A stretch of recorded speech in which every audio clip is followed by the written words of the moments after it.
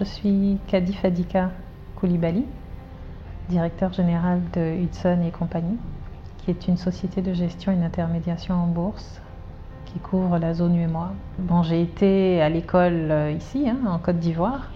J'ai eu mon bac ici, un bac D, français on va dire, mathématiques et sciences de la nature.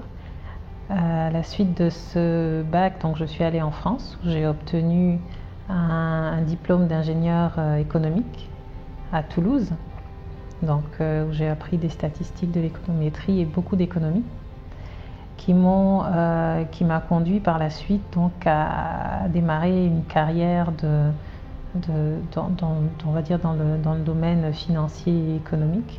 Donc j'ai commencé à Hudson et compagnie, donc là où je suis aujourd'hui, comme chargée d'études, juste quand je sortais de l'école. Donc après 4 ans, je suis allée à Washington, à Howard University, pour obtenir un MBA avec une option en finance, ce qui m'a permis d'ajouter des compétences managériales. Par la suite, donc, j'ai travaillé aux États-Unis pour gérer un programme de formation en immobilier, donc pour les Noirs américains.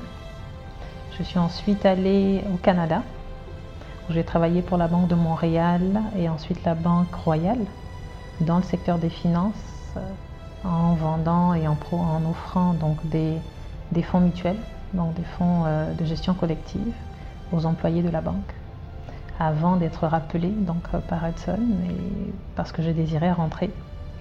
Et donc j'ai été rappelée en 2008 et je suis revenue d'Ardar au pays pour être responsable donc, du département recherche et marché des capitaux.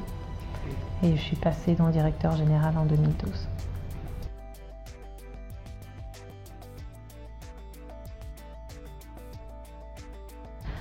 Alors, Hudson et compagnie est une des sociétés de gestion et d'intermédiation, donc SGI, leader de la zone UEMOA, qui a pour principale activité le courtage en bourse, qui est la première activité, donc qui est l'activité qui est régulée par le Conseil régional de l'épargne publique et des marchés financiers, donc qui est l'autorité de régulation de toutes les 22 SGI de la zone UEMOA.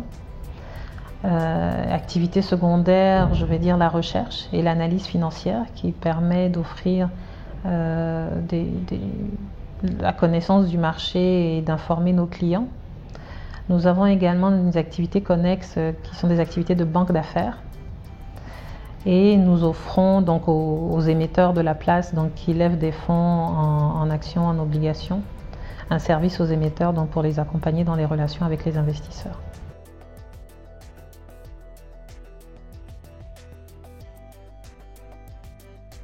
Il y a eu différentes phases. Aujourd'hui, mes journées sont correctes, je dirais, mais il y a eu des phases très lourdes pendant lesquelles, évidemment, les SGI, beaucoup de mes confrères vont se retrouver dans ces propos-là, sont de petites entités.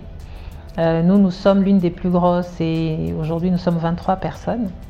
Donc le DG n'est pas un DG administratif qui s'assoit et qui arrive à 9h et qui repart à... Voilà. Donc les DG sont très opérationnels. Directement impliqués dans tout ce qui est banque d'affaires, que ce soit de l'origination ou même dans la clôture des transactions, des deals. Au niveau donc, du courtage et du placement des titres, directement impliqués aux côtés des vendeurs pour aller voir les clients. Donc la journée type, on va dire, c'est d'arriver, à 8h même c'est un peu tard des fois, 7h30, pouvoir lire un peu les journaux. Planifier cette journée-là en sachant déjà quels sont les rendez-vous qui ont été pris la veille ou un peu avant et pouvoir voir avec les différents directeurs comment mener les missions sur lesquelles ils sont. Voilà.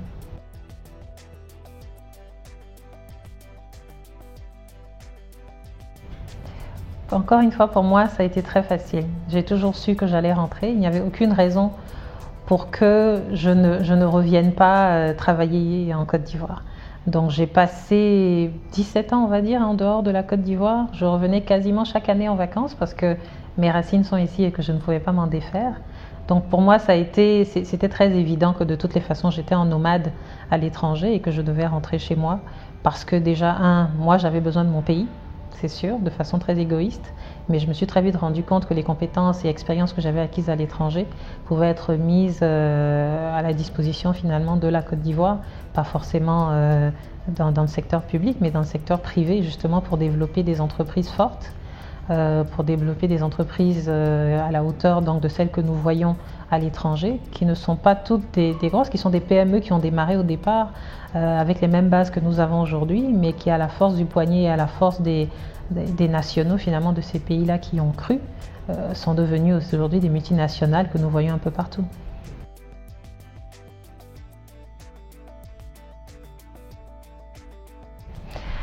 Il faut savoir effectivement que Hudson, à la différence peut-être des autres SGI, a une connotation importante. On est tourné vers l'extérieur. 85% de notre clientèle est basée en dehors de la zone UEMOA.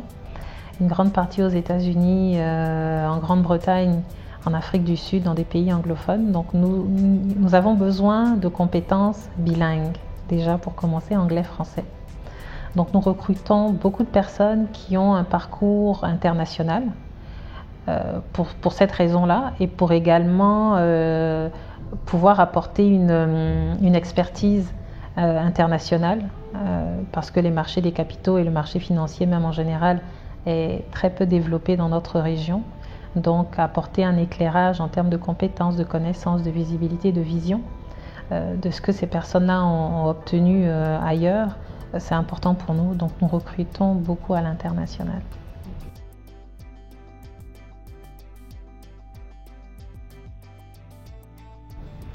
Nous avons des opportunités, comme je viens de le dire, nous regardons beaucoup au niveau de la diaspora et nous avons des opportunités dans les différentes activités que j'ai mentionnées tout à l'heure, que ce soit en tant qu'analyste au niveau de la recherche, en tant que banquier d'affaires ou en tant que courtier, trader ou back-office. Voilà, on a beaucoup de métiers quand même qui se retrouvent au sein de Hudson.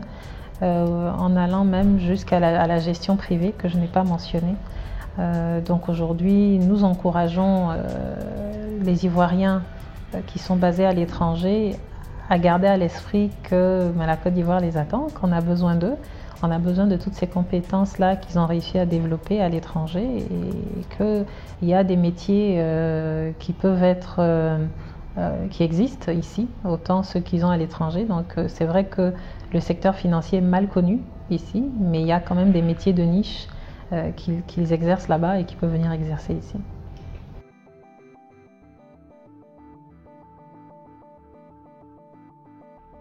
Ce serait de garder un pied en Afrique, ce serait de garder les yeux ouverts ici et de dire qu'on est en plein essor.